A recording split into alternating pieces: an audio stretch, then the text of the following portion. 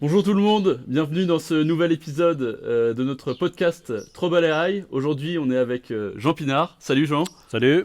Donc Jean, tu es un expert reconnu dans le domaine du tourisme. Donc tu as occupé notamment le poste de directeur général du comité régional du tourisme et des loisirs, donc le CRTL en Occitanie entre 2018 et 2023. Et durant ton mandat, tu as mis en œuvre plusieurs initiatives innovantes, on y reviendra par la suite, comme notamment le train en euros et l'Occitanie Rail Tour, qui permettait donc de promouvoir la région et de rendre le tourisme plus accessible. Et donc tu es aussi passionné par le développement durable et social, et tu as aussi travaillé donc sur des projets qui visaient donc à élargir l'accès au voyage pour tous, aux vacances pour tous. Et donc récemment, donc l'année dernière, tu as quitté donc le CRTL pour te consacrer à ton cabinet de conseil Futourisme et donc poursuivre des projets touristiques en Occitanie et en t'engageant notamment davantage donc dans tes causes personnelles, notamment pour l'accès aux vacances pour tous. Voilà, et tu es aussi donc reconnu pour ton engagement vers des pratiques de tourisme durable et inclusive. Si tout le monde dit ça, ça me va alors. Beaucoup de gens le disent en tout cas. Et pour ton esprit donc d'innovation, j'ai dit pas mal de choses. Est-ce que tu pourrais peut-être compléter tout ça? Bon, moi, en fait, j'ai toujours travaillé dans le tourisme, donc c'est plutôt une chance. J'y suis venu quand j'étais étudiant parce que j'étais moniteur de kayak et puis chauffeur de bus en même temps. Voilà, et puis j'accompagnais les gens sur des rivières en Franche-Comté. Puis voilà, je trouvais que le lien avec des gens qui venaient découvrir un territoire, c'était plutôt passionnant. Moi, ce qui m'intéresse dans le tourisme, c'est le lien social, c'est les rencontres qu'on peut faire. Et puis voilà, de fil en aiguille, voilà, j'ai démarré mon activité en gestionnaire de sites touristiques, et puis je l'ai prolongé dans des structures institutionnelles, ici en Auvergne, ensuite en Occitanie. Et puis comme j'avais démarré, et mon premier job en tourisme, c'était des consultants. Voilà, j'ai repris ce métier de consultant en créant ma boîte Futourisme, comme tu viens de le dire tout à l'heure. Super, donc très intéressant. Et quels ont été les résultats concrets du coup de ces 5 années, enfin concrets ou pas concrets, mais de ces 5 années au CRTL Oui, concret, enfin, c'est toujours difficile parce que les structures institutionnelles, elles les accompagnent le développement. Alors, elles y prennent pas, bien évidemment, mais alors, tu disais tout à l'heure, le train en euros, c'est pas moi, c'est la région Occitanie, c'est une volonté politique de la présidente de région que de faire en sorte que l'accès aux mobilités décarbonées soit favorisé, et en particulier pour amener d'autres clientèles, et en particulier ceux qui ne partent jamais en vacances, ceux qui finalement ne prennent pas beaucoup de temps pour leurs loisirs et sortent pas beaucoup de chez eux. Ouais, moi j'espère en Occitanie avoir fait toucher du doigt l'ensemble des acteurs avec lesquels on travaillait, parce qu'on ne travaille pas tout seul, on travaille en équipe, la compétence tourisme elle est partagée, donc il y a des offices de tourisme, il y a des comités départementaux de tourisme, et puis il y a des milliers de professionnels, c'est peut-être d'avoir ensemble compris que on pouvait créer une autre forme de croissance touristique, et que cette croissance, elle pouvait s'appuyer en particulier sur ceux qui habitaient le territoire, qui étaient des consommateurs quasi quotidiens de l'activité de loisirs et de l'activité touristique, et puis qu'on pouvait, donc, en faisant venir d'autres clientèles qui ne partaient pas forcément jusqu'à maintenant en vacances, on pouvait contribuer à une croissance peut-être plus raisonnable, parce que c'est ce dont a besoin le tourisme. Il y a quelque chose qui n'est plus raisonnable, qui n'est plus durable dans le tourisme, et il faut le changer. Ok, super intéressant. Et donc c'est quoi, alors je vais venir, alors, généralement c'est le genre de questions que je pose à la fin de chaque podcast, mais c'est quoi ta vision du tourisme de demain? En gros, comment on va voyager dans quelques années? Moi, ce que j'espère, c'est que, et l'actualité nous y ramène un petit peu, j'espère qu'on continuera à voyager, c'est primordial. L'homme est un nomade, donc il a besoin de voyager. Par contre, on ne peut plus voyager parce que finalement, heureusement, le tourisme est devenu une activité qui s'est démocratisée. On ne peut pas tous voyager individuellement sans se préoccuper de ce qu'on pèse en prenant l'avion, en prenant la voiture, en se déplaçant au quotidien. Donc, il faut qu'on soit plus raisonnable dans notre vision du voyage, mais en tout cas, le voyage, il peut faire 50 km, il peut en faire 500, il peut se faire à pied, il peut se faire en vélo, traverser le Massif central en vélo puisqu'on est en Auvergne. C'est une aventure à part entière. Voilà, moi, ma vision, c'est que il faut peut-être redéfinir les contours de ce qu'est le voyage. Et puis surtout faire en sorte que l'idée de rencontrer d'autres gens, d'autres cultures, soit toujours ce qui fait avancer l'homme et puis ce qui concourt à l'économie touristique aussi. Donc on t'interviewe dans le cadre de notre plateforme Trouble AI. En effet, voilà, l'IA, ça fait quand même pas mal de temps qu'on en entend parler, notamment l'IA générative. Est-ce que durant tes quelques années au sein du CRTL ou même avec ton activité avec Futurisme, est-ce que tu as pu tester, tester concrètement du coup, lors de missions, un peu l'intégration de l'IA dans... Alors moi, c'est un sujet que, je vais être très sincère, que je ne maîtrise pas. Ça ne veut pas dire que je ne m'y intéresse pas, mais j'ai assisté à beaucoup d'échanges, de colloques, j'ai beaucoup lu sur le sujet. Il y a deux choses qui m'interpellent dans l'IA, en tout cas telle qu'on la présente aujourd'hui. C'est d'un côté ce que ça peut transformer, de ce que ça peut changer, de ce que ça peut prendre comme activité sur l'activité salariale, parce que c'est aussi un sujet. On parle de l'IA finalement comme on a parlé de la robotisation de l'industrie il y a 30 ou 40 ans. On a l'impression qu'on subit un peu la même chose, ou en tout cas qu'on a un peu cette approche. Donc ça, je pense qu'il faut être vigilant, parce que si c'est pour remplacer les 2/3 des emplois d'une économie de service, parce que le tourisme est une économie de service, il faut s'y préparer. Peut-être que c'est une chance, peut-être que ça l'est pas autant, et qu'il faut réfléchir à ce qu'on pourra faire aux gens qui ne faisaient plus un certain nombre de missions qui pourraient être remplacées par l'IA. Et puis surtout, il y a l'idée que l'IA pourrait à la fois être un outil qui permet la personnalisation de l'information, mais en même temps un outil qui permettrait de modéliser l'information. Et il y a une espèce d'antinomie entre les deux, c'est que la modélisation, ça veut dire plutôt l'uniformisation, c'est-à-dire que finalement on produit la même chose pour tout le monde, parce que l'IA, par définition, elle est artificielle, donc elle ne va faire que répéter les mêmes choses.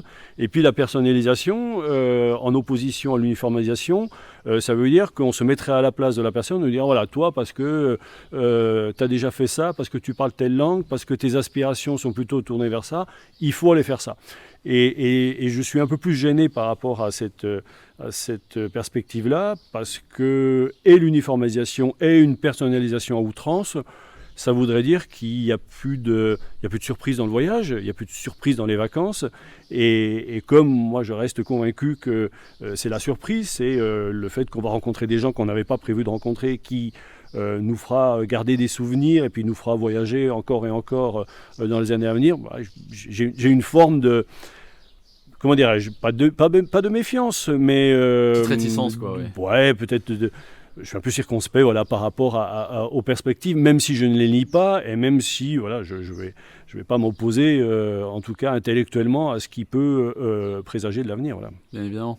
Et la réalité virtuelle, tout autre sujet, toujours dans la techno.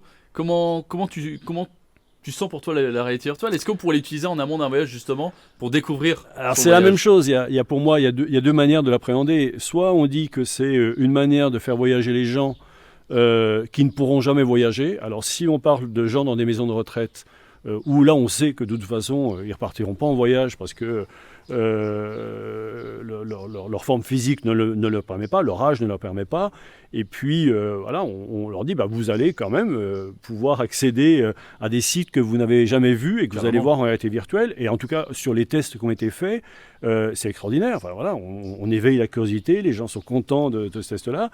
Et puis l'autre... en fait, c'est le produit d'appel ou de substitution. Alors là, c'est plutôt dans substitution. C'est-à-dire que vous ne pouvez plus voyager.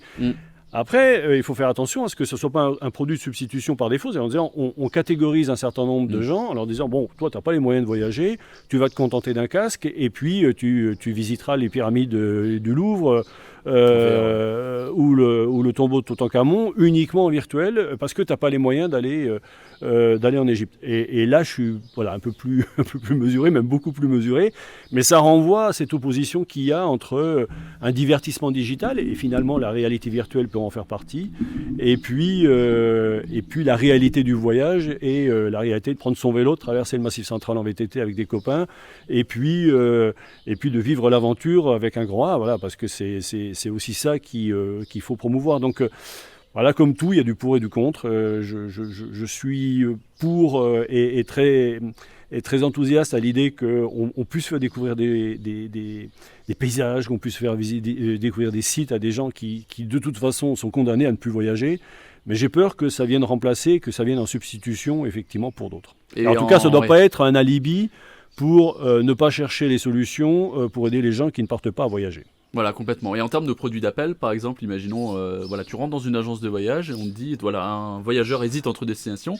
Et pour le coup, on lui dit, bah ok, bah teste les 2 destinations virtuelles et ensuite tu te rends Alors, moi je souris parce que ça fait des années qu'on fait ça Oui. à travers les romans. Je suis tombé Oui. sur une pub ce vrai. matin pour aller visiter un petit village de la côte occidentale de la Suède qui s'appelle Fjällbacka. Fjällbacka, moi je l'ai découvert parce que je lisais les bouquins d'un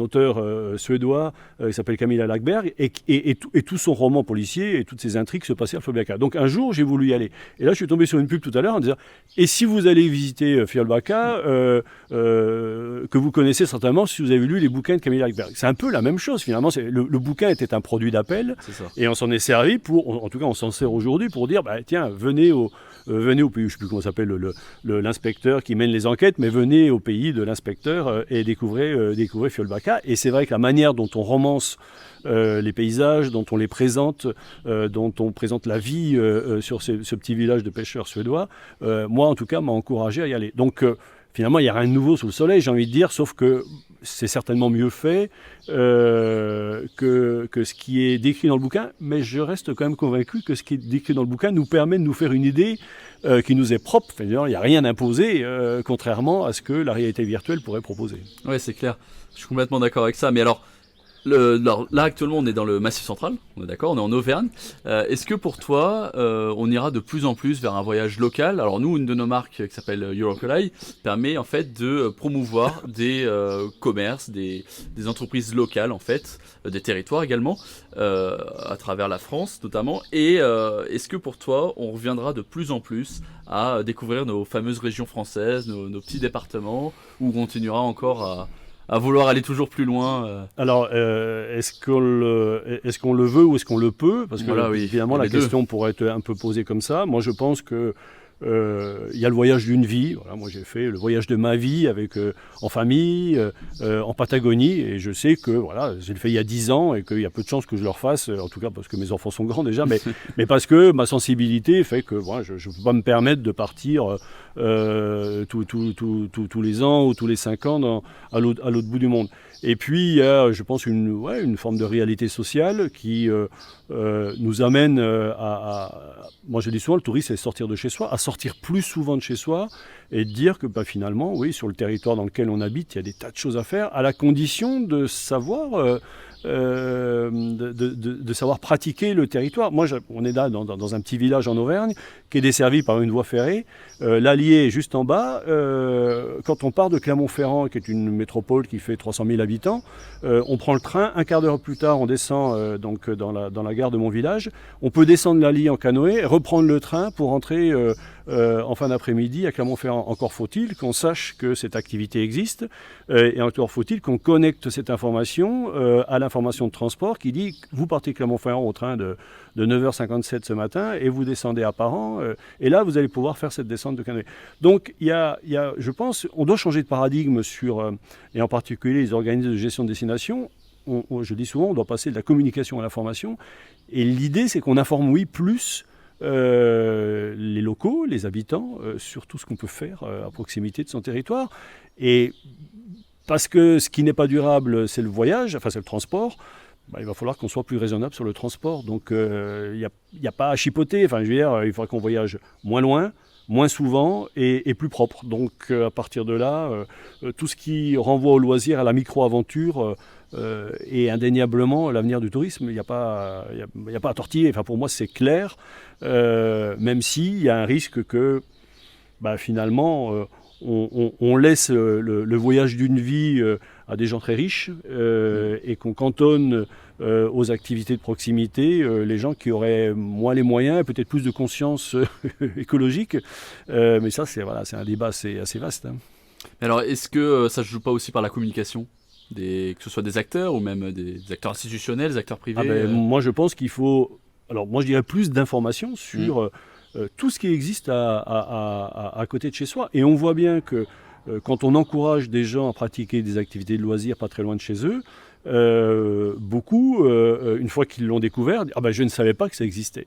Donc ça veut dire qu'il y a un trou dans la raquette quelque part. C'est que malgré nos systèmes d'information touristique, malgré nos brochures, malgré tous les nouveaux outils de communication, il manque un petit bout. Il manque un segment qui est pour moi plutôt du domaine de l'information. Voilà, c'est le segment de l'information qui consiste à dire, en prenant le train, vous descendez à telle ou telle gare, et là, vous allez faire telle ou telle activité, ou même en prenant la voiture, pourquoi pas d'ailleurs, hein, mais c'est ça qu'il faut encourager. Complètement.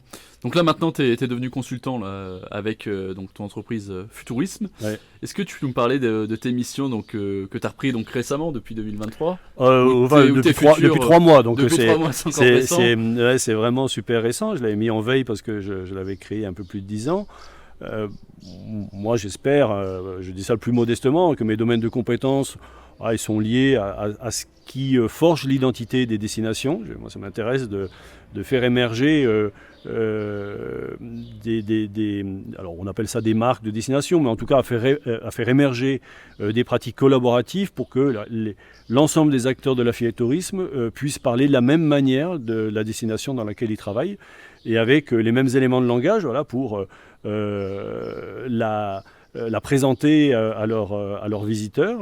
Donc voilà, je travaille beaucoup sur des enjeux d'identité, de marketing territorial, sur des enjeux de mobilité, parce que ça m'intéresse de finalement marketer un réseau de trains et de dire, voilà, c'est pas seulement des voies de chemin de fer, elles ont des particularités, on peut leur donner des noms, on peut connecter des informations de transport, des informations touristiques, on peut expliquer ce qu'on peut faire quand on descend dans une gare, parce que quelle que soit la gare dans laquelle on descend, il y a toujours ou un restaurant ou un chemin de randonnée, et que il suffit de le dire, et quand je dis il suffit de le dire, c'est pas aussi simple que ça, puisqu'on le fait pas jusqu'à maintenant, voilà. Expliquer aussi qu'on peut descendre à une gare, faire 15 km de randonnée et prendre le train dans la vallée de l'autre côté, parce que voilà, on a juste traversé la montagne, on est passé d'une vallée à une autre en faisant une superbe randonnée. Voilà, tout ça mérite d'être accompagné. Et puis voilà, tout ce qui est lié, alors moi je le dis avec une simplicité sémantique, mais moi je me suis défini comme un consultant en progrès touristique. Voilà, j'essaie d'accompagner des destinations, des collectivités qui ont envie de progresser. Moi je bannis le mot schéma de développement touristique pour plan de progrès. Et le plan de progrès, voilà, ça veut dire qu'on identifie les progrès qu'on peut faire et puis on se donne les moyens de le faire, les méthodes pour y arriver. Et ça n'a pas l'air aussi simple que ça, parce que finalement, identifier les progrès qu'on peut faire, c'est finalement définir le type de croissance qu'on souhaite pour son activité, parce que les progrès, on peut les faire dans l'emploi, on peut les faire dans le taux de départ en vacances, on peut les faire en matière de durabilité, voilà, on peut les faire en nombre de nuitées. Voilà. Donc on est en train de changer d'indicateur, et moi c'est ça que je trouve plutôt passionnant en ce moment à faire. Ouais. Dans le progrès touristique, je pense qu'il y a aussi cette notion de... Alors ok, il y a emmener des touristes vers des sites pas forcément trop visités, entre guillemets, mais il y a aussi quand même comment on peut désengorger en fait des sites victimes de tourisme de masse, ce qu'il y a notamment en Camargue, ou le plus connu est en Venise. J'ai cet exemple par exemple de la Norvège qui a proposé qui a sorti une application qui s'appelle Visit Norway, qui propose en fait des itinéraires personnalisés, qui permet donc de diriger les visiteurs vers des sites moins fréquentés, mais du coup personnalisés en fonction de ce qu'ils aiment, en fait, et en fonction du coup du nombre de personnes dans leur famille, de ce qu'ils aiment manger, de ce qu'ils aiment visiter.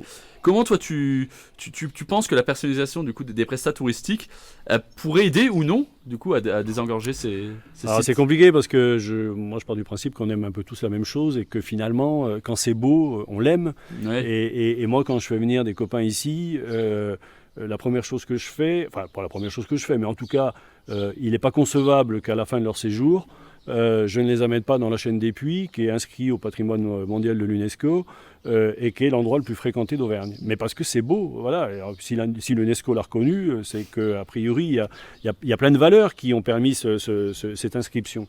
Donc je les amène dans un endroit déjà très fréquenté, même si on fait le tour j'ai plein de randonnées autour de chez moi et que je le fais aussi. Donc c'est compliqué de dire, il y a des gens qui pourraient aller dans des endroits qui sont beaux, et puis il y en a d'autres qui ne pourraient pas y aller parce que sinon ça rajoute de la fréquentation à la fréquentation. Donc ça, moi, objectivement, je ne sais pas le gérer. J'ai peur qu'il y ait une forme de déterminisme qui fait que on réserve telle ou telle activité à des gens qui auraient les bonnes pratiques, et puis ceux qui n'auraient pas les bonnes pratiques ou pas les bons codes ou pas la bonne culture, on leur dit non, il faut aller ailleurs. Ce qui est sûr, c'est qu'il y a plein d'endroits qui sont encore assez méconnus, mais il y a une règle en tourisme, c'est qu'on va là où c'est aménagé. Voilà, c'est aussi simple que ça. On peut toujours dire qu'on peut aller faire d'autres randonnées, mais si les chemins ne sont pas balisés, on n'enverra pas des gens sur des chemins non balisés.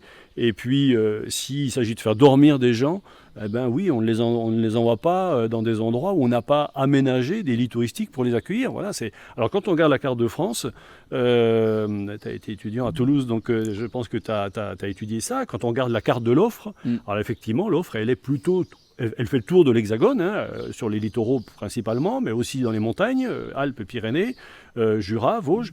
Donc l'offre, elle n'est pas uniforme sur l'ensemble du territoire, c'est pas la même partout, mais on ne peut pas reprocher à des gens d'aller dans les endroits qui ont été aménagés spécialement pour ça. En plus, on les a aménagés spécialement pour ça. Et au final, c'est quand même mieux que les gens aillent là où c'est aménagé que là où c'est pas aménagé. Je le dis souvent avec une pointe d'ironie, mais quand des gens décident de prendre la toile de tente, moi je l'ai fait quand j'étais jeune, et puis je le fais encore de temps en temps parce que j'aime pas la foule, mais quand on prend sa toile de tente et qu'on décide de la poser n'importe où, parce qu'on trouve que c'est beau, on appelle ça du camping sauvage. Ouais. Et je trouve que cette utilisation du mot sauvage pour qualifier une pratique touristique qui voudrait qu'on s'éloigne des sites super fréquentés, elle n'est pas super positive. Donc c'est compliqué. Soit on est un mouton parce qu'on irait dans les mêmes endroits que tout le monde, soit on est un sauvage parce qu'on voudrait s'éloigner des endroits aménagés. Donc voilà, le chemin entre les deux, il est pas forcément très, très simple à utiliser. Voilà, je pense qu'il faut qu'on soit un peu plus, qu'on prenne un peu de recul sur le sujet. Il y a des sites qui sont très fréquentés. En général, quand on les aménage, on gère le problème. J'en veux pour preuve que tous les sites qui sont labellisés grands sites de France, qui accueillent, je crois qu'il y en a un peu plus de 20 en France, l'ensemble de ces sites accueillent un peu plus de 38 millions de visiteurs par an. Moi, je n'ai jamais entendu la presse prendre un de ces sites pour communiquer sur le surtourisme. Jamais. D'accord. Mais parce qu'il y a des aménagements qui sont faits. En général, d'ailleurs, on dit de manière un peu imagée, mais il suffit de reculer le parking de 5 km pour que tout d'un coup, voilà, les gens ne prennent plus la voiture et parce qu'il faut faire 5 km à pied, n'y vont plus. Voilà. Donc, mais au-delà de cette image peut-être un peu facile, mais il y a l'idée que quand on aménage, quand on anticipe, les choses se passent plutôt bien. C'est quand on n'a pas anticipé que ça ne se passe pas bien. Ouais, d'accord, ouais. Dans quelques jours, on a les JO en France. Bon, je ne sais pas si vous aurez des épreuves en Auvergne. Ah non, il n'y a rien ici. Il n'y a rien. Mais comment toi tu vois alors la suite de ces JO, donc peut-être à partir de l'année prochaine et bien sûr pour les prochaines années, l'impact touristique que la France aura de ces JO? Alors on parle beaucoup d'héritage. Alors l'héritage, on en parle surtout dans l'idée que le fait d'avoir accueilli les Jeux en France donnera des idées aux Français de s'inscrire dans des clubs et de pratiquer des activités sportives, parce que finalement c'est aussi ça l'intérêt, et c'est peut-être même surtout ça l'intérêt. Moi je pense quand même que l'idée géniale d'avoir fait des Jeux hors stade, parce que c'est ça qui va se passer pour beaucoup d'épreuves, voilà, les épreuves qui vont passer au Trocadéro, au Champ de Mars, dans le Grand Palais pour l'escrime, vont produire des images tout à fait exceptionnelles. Enfin, le skate au Trocadéro, on imagine comment ça avait été filmé avec la Tour Eiffel derrière, l'équitation au château de Versailles. Enfin, on va avoir des images qui, à mon avis, n'ont jamais été produites pour une compétition sportive. Et ces images, j'espère en tout cas qu'elles vont engendrer un intérêt, alors bon pour Paris, mais pour la France en général, en disant tiens, la France c'est le pays qui a inventé une nouvelle forme de compétition sportive dans des endroits qui n'étaient absolument pas réservés pour ces compétitions sportives. Ça renvoie à la créativité française, ça renvoie aussi au patrimoine qui nous permet d'accueillir ces épreuves-là. Et moi j'espère que ces images, elles vont être... elles vont générer de l'intérêt et puis de l'imaginaire auprès de plein de gens qui vont se dire ouais, ça c'est la France, ça c'est Paris et on a envie d'y aller, voilà. Et peut-être pas que Paris du coup, parce qu'on a j'espère épreuves, pas que Paris, mais bon voilà, les épreuves elles se passent à Paris, à part à Marseille sur la voile et puis quelques épreuves de sport co qui vont se passer dans des métropoles, mais les plus belles images on va les tourner à Paris, voilà. Je reprends voilà, le skate ou le breakdance, tourner dans des endroits qui ne sont pas des palais des sports, qui ne sont pas des gymnases, qui ne sont pas des lieux dans lesquels on a l'habitude d'accueillir ces compétitions-là. Ouais, ça va faire des images absolument extraordinaires et je pense que, je leur dis, ça renvoie à la créativité de la France, de Tony Estanguet qui a voulu organiser ces jeux comme ça, qui a voulu amener une nouvelle discipline. Alors il s'est fait beaucoup critiquer, mais ouais, ça va être chouette. Donc voilà, ça fait pas mal d'années que la France est première destination touristique mondiale. C'est vrai que depuis quand même pas mal d'années, la France, faut le dire, s'est améliorée en termes de tourisme, je pense. Mais pour toi, quels seraient les principaux thèmes d'amélioration qu'on pourrait faire sur ce point-là quand même? Alors on est premier, oui, en nombre de clientèles étrangères accueillies. Les chiffres sont tombés là pour l'année 2023. On n'est pas loin des 100 millions de visiteurs. Alors bon, il y a toujours contestation par rapport à ces chiffres parce que la situation géographique de la France fait que voilà, un Allemand qui part en vacances en Espagne traverse la France. Donc est-ce qu'il est compté, est-ce qu'il n'est pas compté? Bon. Au-delà de ces critiques, oui, je pense que la France est, en tout cas, dans les 3 premières destinations, si ce n'est pas la première, mais en tout cas, c'est un très bon résultat. On peut là aussi tordre le chiffre en ramenant l'économie touristique au PIB. Alors oui, la France, l'économie touristique dans le PIB est moins forte en France qu'elle ne l'est au Monténégro. Mais est-ce qu'on peut comparer l'économie française à celle du Monténégro? Donc, je pense qu'il faut valider le fait que la France est une grande destination touristique. Elle y a mis les moyens pour y arriver.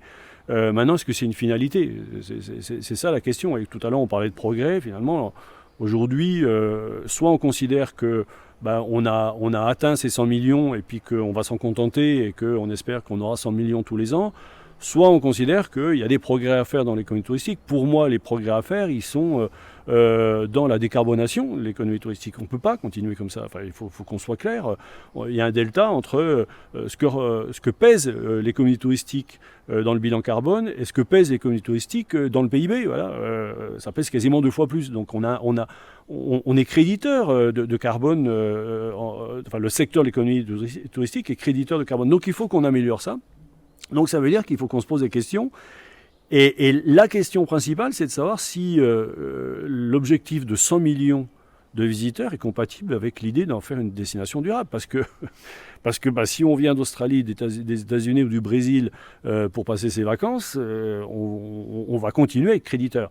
Alors, ça ne veut pas dire qu'il ne faut plus de Brésiliens, d'Américains ou d'Australiens en France. Ça veut dire simplement qu'on ne peut pas compter que sur ces clientèles-là pour faire progresser le tourisme et qu'il faut trouver peut-être un meilleur équilibre entre les moyens qu'on met pour aller chercher des clientèles très lointaines et les moyens qu'on ne met pas pour aller chercher des clientèles locales. Voilà, moi je crois à ça parce que si on est amené à moins voyager, j'espère qu'on n'arrivera pas à des systèmes de quotas, mais on ne sait pas ce qui arrivera. Et puis de toute façon, il se peut aussi qu'on voyage moins parce que plus de crises, et puis parce qu'on a eu une crise sanitaire très forte, mais qu'on peut avoir des crises climatiques très fortes. Hier, en Grèce, je crois qu'il y a une dizaine de personnes qui randonnaient, qui sont mortes à cause de la canicule. Donc on n'ira pas dans des endroits aussi chauds, ou en tout cas, on n'ira pas 2 fois de suite. Donc oui, il faut qu'on soit très prudent par rapport aux crises climatiques qui pourront, à mon avis, toucher la France.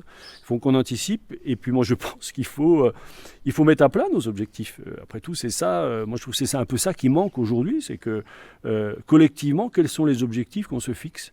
Quelles sont les perspectives de croissance qu'on se fixe? Et puis derrière les perspectives de croissance, moi je reviens à quelles sont les perspectives de progrès, et qu'on puisse dire voilà, on a plutôt envie de progresser sur l'emploi parce qu'on veut moins d'emplois saisonniers, plus d'emplois permanents. On a plutôt envie de progresser sur notre capacité à améliorer le taux de départ et faire en sorte que plus de gens possibles partent en vacances parce qu'on fait la corrélation et que c'est pas très difficile à faire. Je pars en vacances, je me sens bien, ou je pars en loisir, je pars avec mes copains parce que je prends le passe-rail, et quand je rentre chez moi, je suis un peu plus apaisé que si j'étais resté dans mon quartier à ne rien faire, parce qu'au bout d'un moment, je tourne en rond, et on sait comment ça se termine. Donc voilà, là aussi, sans faire de déterminisme social, parce que c'est trop facile, mais voilà, si on ne s'attelle pas à la capacité à aider les jeunes à partir en vacances, et en particulier les enfants à partir en vacances, parce qu'ils y ont droit. Enfin, moi, je trouve insupportable que les gamins, y compris dans ce village, qui ne partent pas. Il y a un village vacances ici. J'ai un village de vacances, il y a une piscine. Donc, on aurait des enfants du village qui, parce qu'ils n'ont pas les moyens, parce que leurs parents n'ont pas les moyens, regarderaient derrière les grillages de la piscine des gens qui sont venus d'ailleurs pour passer leurs vacances ici. C'est juste pas tenable, mais c'est pas tenable, y compris socialement. Je veux dire, de moment, on pète un câble quand on voit ça. Donc voilà, il y a des nouveaux équilibres à trouver. Moi, j'espère que j'espère on va se pencher sur ces nouveaux équilibres. J'ajoute juste parce qu'on on est bientôt fin juin et qu'on ne sait pas dans un mois qui sera au gouvernement, qu'il y a aussi le risque que soit au pouvoir des gens qui rejettent la notion même du voyage et du bénéfice du voyage parce qu'on va à la rencontre de l'autre. Quand on désigne l'autre comme finalement le responsable de tous les problèmes qui peuvent arriver en France, là, pour le coup, oui, j'ai peur que l'économie du voyage et l'économie du tourisme soient malmenées. Ok, ouais. Donc ce progrès touristique, toi, il passe principalement par les territoires eux-mêmes ou c'est plus large, donc à l'échelle de l'État plutôt? Moi, je pense qu'il passe par une réflexion sur l'organisation, sur les moyens, sur les ressources qu'on veut se donner pour progresser. Mais je le dis souvent avec mes mots, mais il n'y a pas de bonne stratégie s'il n'y a pas de bons objectifs. Voilà. Je crois que c'est Sénèque qui disait « il n'y a pas de bon cap pour celui qui ne sait pas où il va ». On peut hisser la grand voile, mais si on ne sait pas finalement où est-ce qu'on a envie d'aller, toutes les boussoles ne serviront pas à grand-chose. Donc avant de définir des stratégies, moi je le dis encore plus par rapport à mon activité consultant, mais avant de définir des stratégies, il faut qu'on ait des objectifs. Et c'est quand même souvent la faiblesse de ceux qui sont en responsabilité du tourisme, parce qu'on a du mal à se projeter et on a du mal justement à dire voilà où on veut progresser. C'est compliqué. Un chef d'entreprise, il sait ce qu'il veut faire, il sait où est-ce qu'il veut progresser, il connaît ses limites, il sait s'il doit investir ou pas investir, il sait s'il doit prendre de nouveaux marchés et s'il a décidé de prendre des nouveaux marchés, il va se donner les moyens de le faire. Donc, ok, je comprends que ça soit plus facile dans un écosystème d'entreprise, mais il n'y a pas de raison qu'on s'affranchisse de cette réflexion stratégique qui consiste à dire, voilà, on se fixe ensemble des objectifs, et puis derrière ces objectifs, on se fixe les moyens de les atteindre, et dans les moyens de les atteindre, qui a compétence pour faire quoi parce qu'il faut reconnaître qu'aujourd'hui, la compétence partagée, que je trouve, moi, sur le principe, plutôt une bonne chose, si elle ne s'accompagne pas d'un petit vadémécum ou en tout cas d'une capacité à définir un peu mieux qui fait quoi, c'est le bordel. Enfin, il faut dire les choses comme elles sont. Hein. Donc toi, ça fait, donc tu me disais, environ 30 ans que tu bosses dans le tourisme. C'est pas facile de le rappeler, mais bon. Désolé. Et donc voilà, on va revenir sur la petite parenthèse techno. Donc voilà, j'imagine que tu as vu les entreprises touristiques se mettre de plus en plus dans les technologies, aussi vastes soient-elles depuis ces dernières années, depuis peut-être même la fameuse bulle Internet des années 90. Comment tu les as vues, toi, ces entreprises touristiques adopter ces technos? Ça a été, s'il y a un secteur, je pense, qui a profité de l'évolution technologique, c'est bien le tourisme, parce que si je ne prends dans un premier temps qu'Internet, on donnait accès à des informations qui étaient très compliquées à trouver. Voilà, aujourd'hui, c'est tellement facile de trouver un hébergement touristique à l'autre bout du monde qu'on oublie qu'il y a 30 ans, c'était pas comme ça que ça se passait. C'était très compliqué. Donc, la mutation techno, elle a accéléré l'accès à l'information pour tous. Et c'est pour ça que je reviens à l'information. C'est pas seulement de la communication. Elle a accéléré l'accès à l'information. Moi, c'est ce qui m'a permis de faire le tour de la Patagonie avec mes enfants en réservant uniquement. Je ne suis pas passé par des intermédiaires de voyage, je ne devrais pas le dire, mais bon, en tout cas, je me suis débrouillé tout seul.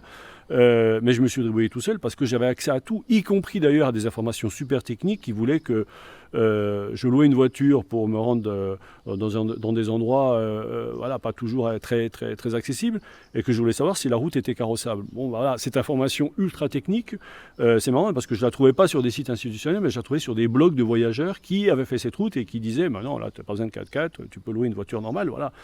C'est ça qui aussi a permis la démocratisation du voyage et du tourisme parce que finalement, tout le monde pouvait partir.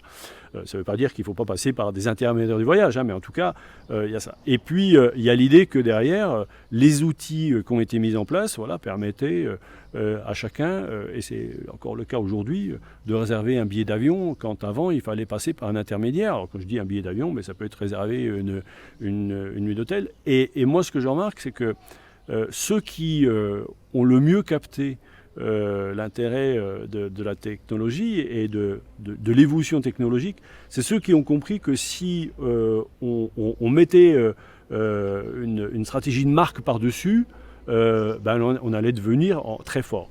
Je prends souvent cette occasion avec Booking, Booking qui est le leader mondial, c'est le supermarché de l'hôtellerie, on va dire ça comme ça. Bon. La performance de Booking, elle n'est pas tant dans la techno, somme toute assez simple de réserver un hôtel, mais elle est dans l'idée que aujourd'hui, il y a une marque mondiale qui a émergé, il y a 15-20 ans, même pas, et que les services de cette marque et la capacité de cette marque à référencer des hôtels dans le monde entier fait que, quel que soit l'endroit dans lequel on va aller, si je vais à 100 km de chez moi, je vais taper le nom de la commune, et puis si je vais à 10 km de chez moi, je vais taper le nom du pays ou le nom de la région dans laquelle je vais.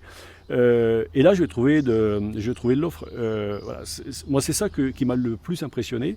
Mais je pourrais prendre la même chose sur Airbnb. La performance d'Airbnb, c'est une performance de marque, finalement. Moi, si je fais une chambre dans ma grange, je vais chercher la marque Airbnb et quelqu'un à l'autre bout du monde, que je ne connais pas, qui ne va pas m'appeler, va pouvoir réserver une chambre ici. Donc c'est à la fois, je trouve, ce bon usage de la technologie, mais à la fois la brique marketing qui, moi, me semble-t-il, a fait émerger des leaders mondiaux. Alors on aime, on n'aime pas, on peut toujours critiquer. Moi, en tout cas, je suis déçu que la France, première destination mondiale, n'ait pas inventé Booking. C'est dommage, sûr, ouais. parce que, et puis, ou même le Booking français. Mais voilà, la mondialisation a voulu que, et puis des gens peut-être plus malins que d'autres ont eu, je trouve, ce coup de génie de dire voilà, il faut qu'on travaille la référence à la marque, et c'est finalement la performance, elle est plus liée à la marque qu'à la technologie elle-même. Mais est-ce que ça n'a pas permis de démocratiser davantage le voyage, hein? C'est sûr qu'aujourd'hui, en tout cas, plus de gens voyagent et plus de gens sont capables de s'émanciper de la difficulté qui aurait pu être la leur si on ramène 30 ans en arrière, parce que ces services n'existaient pas. Donc oui, c'est une bonne chose. Pour autant, si je reprends par exemple l'exemple du Passerail qui va se lancer, moi je regrette qu'il n'y ait pas eu d'accompagnement sur le Passerail. On dit voilà, vous allez acheter un Passerail, qu'est-ce que vous pouvez faire, vous pouvez aller où, parce qu'il y a peut-être des jeunes qui ne prennent pas souvent le train et vont peut-être avoir un peu d'appréhension à dire voilà, je prends le train, mais qu'est-ce que je fais avec mon billet de train, je vais où, et si on veut éviter, pour reprendre ta question tout à l'heure, qu'ils aillent tous au même endroit, et en particulier dans les plages les plus animées, et c'est écrit d'avance avec des élus qui vont dire attendez, le Passerail, ça m'a amené plein de jeunes, mais qui n'ont pas forcément réservé le camping, qui dormaient dans les gares ou qui dormaient sur la plage. On sait que ça va se passer comme ça. Donc il y a besoin d'accompagnement. Je le redis, le tourisme est une économie de service, donc il faut qu'on invente le service qui accompagne le voyage. Ouais, complètement, ouais. Et donc, pour toi, tu les as vus, ça a été un peu compliqué, cette adoption par les acteurs touristiques français, du moins, ou voilà, je parle des petites agences de voyage, les acteurs privés. Moi, je veux dire que ça a été moins... c'est pas une rupture, l'évolution techno, en tout cas telle qu'on l'a vécue. En tout cas, la révolution Internet, ça a révolutionné les pratiques, ça a révolutionné les métiers. Mais c'est quelque chose qui s'est fait quand même dans la continuité. C'est-à-dire que c'est pas on ferme des mines de charbon pour passer au pétrole. Voilà, c'est pas tout à fait la même chose. Quand il a fallu fermer les mines de charbon de Lorraine, on a mis un peu plus de 30 ans à prendre entre le moment où on a pris la décision et le moment où on a fermé la dernière mine, il a fallu du temps parce que qu'est-ce qu'on allait faire des gens qui travaillaient dans les mines. Donc là, c'était pas la même chose. C'était une évolution. Il fallait s'adapter. Bon, il y a ceux qui sont adaptés plus vite que d'autres. Il y a ceux qui ont vu tout le bénéfice et tout l'intérêt de cette évolution techno et je leur dis, compris de l'avance par rapport aux autres, et cette avance aujourd'hui ils l'ont pris, alors, je ne sais pas s'ils l'ont pris à jamais parce qu'on ne sait jamais de quoi ça sera fait demain, mais si je reprends les marques les plus connues que je citais, oui, ils ont pris un sacré coup d'avance. Ouais, j'imagine. Donc on n'a pas d'acteurs français aujourd'hui, malheureusement. De Si, gros acteurs français, non mais. Si, il y en a. Alors, Airbnb, ils sont moins connus. Booking, Ils sont moins connus, mais dans la techno, et en particulier dans tout ce qui permet de réserver des sièges d'avion ou des lits d'hôtel, il y a des très grosses entreprises françaises qui sont très, très performantes dans ce domaine-là et qui sont même leaders dans leur domaine, leaders mondial dans leur domaine. Mais bon, alors eux, ils sont moins visibles. Complètement. Et donc voilà, donc tu bossais, comme on le disait depuis le début, là, au CERTEL, tu y as bossé pendant 5 ans en tant que directeur. Donc, est-ce que tu as pu voir quand même que les différents acteurs institutionnels arrivaient quand même à bien coopérer entre eux, ils arrivaient à bosser concrètement, ou c'était un peu compliqué parfois dans les échanges? Par définition, c'est toujours compliqué parce que l'organisation touristique telle qu'elle est formatée en France aujourd'hui fait que le pilotage de ces structures est avant tout politique. Comme on est payé par l'argent public, on rend des comptes à celui qui nous paye. Et c'est normal d'ailleurs qu'on le fasse comme ça. Donc faire en sorte que des acteurs qui dépendent du politique se mettent d'accord sur des projets communs, c'est simple sur le papier. Des fois, ça ne l'est pas forcément. Moi, je ne vais pas à me plaindre en Occitanie parce que je trouve qu'il y avait une vision de collaboration qui était plutôt positive. Il n'empêche que moi, je pense qu'il manque dans ce secteur une culture de la coopération. Voilà, on n'a pas ça. Je dis souvent, la question, c'est pas de savoir qui fait, mais savoir comment on fait, et surtout comment on fait mieux. Et à cette question, voilà, c'est compliqué parce qu'il n'y a pas de tutelle entre les organismes institutionnels. Donc, qui prend la décision de se mettre autour de la table et dire voilà, on va développer plutôt ce projet-là, est-ce qu'on y va tous ensemble et chacun prend sa part? Alors ça peut partir de l'État, ça peut descendre au niveau régional, ça peut descendre à un niveau départemental. Et voilà, ça renvoie à ce qu'on disait tout à l'heure. Il faudrait qu'il y ait des objectifs qui soient partagés sur les différents niveaux territoriaux. Moi, je pense qu'il faudrait faire évoluer le statut des organismes institutionnels. On est pour la plupart des associations et on est surtout, on l'a dit, des organismes institutionnels. C'est-à-dire qu'on est payé par l'institution. Et pour moi, on devrait être des organismes professionnels. Finalement, on devrait être au service d'une profession et d'une filière. Alors, c'est un peu le cas, mais si on compare et si on se compare avec d'autres secteurs de l'économie, on est loin du compte. Voilà, l'agriculteur qui est juste derrière chez moi, il travaille pour une coopérative. Il produit du lait pour le Saint-Nectaire. Le marketing du Saint-Nectaire, c'est pas les élus d'Auvergne qui le décident à la place des producteurs, c'est les producteurs eux-mêmes qui ont cette vision-là. Donc, moi, je pense qu'il y a une confusion d'origine sur l'organisation touristique entre le territoire dans sa vision administrative et la destination dans sa vocation touristique. Et dire qu'on a des organisations qui sont obligatoirement assises et qui épousent des périmètres administratifs, c'est juste une bêtise sans nom. Enfin, ça ne devrait pas se faire comme ça. Il y a peu d'exemples de structures qui se sont émancipées du périmètre administratif. Moi, je trouve que l'idée, la volonté qu'a Delga, par exemple, de faire émerger l'Agence des Pyrénées pour couvrir l'ensemble du massif pyrénéen et dire, voilà, on a une communication, on a une stratégie marketing, on a une stratégie de développement à l'échelle d'un massif, moi, me semble plutôt une bonne idée. Alors, est-ce que ce qui vaut pour les Pyrénées vaut pour les Alpes de la même manière? Certainement pas, parce que c'est pas le même volume d'offres, et puis c'est pas le même type d'offres entre les Alpes du Nord et les Alpes du Sud.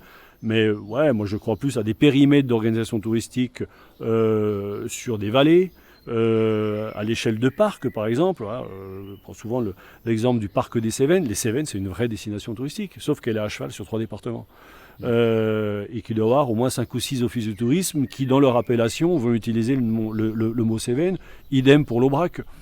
C'est pas comme ça qu'on doit travailler. Enfin, je veux dire, si on était justement dans une réflexion professionnelle, on dit voilà, quelle est la marque qui pèse le plus et quelle est celle vers laquelle on doit travailler tous ensemble et qu'on doit faire émerger. Et s'il y a 6 offices de tourisme ou 5, je crois, qui utilisent le mot Aubrac, c'est qu'ils considèrent qu'il y a un intérêt à utiliser le mot Aubrac, et ils ont raison.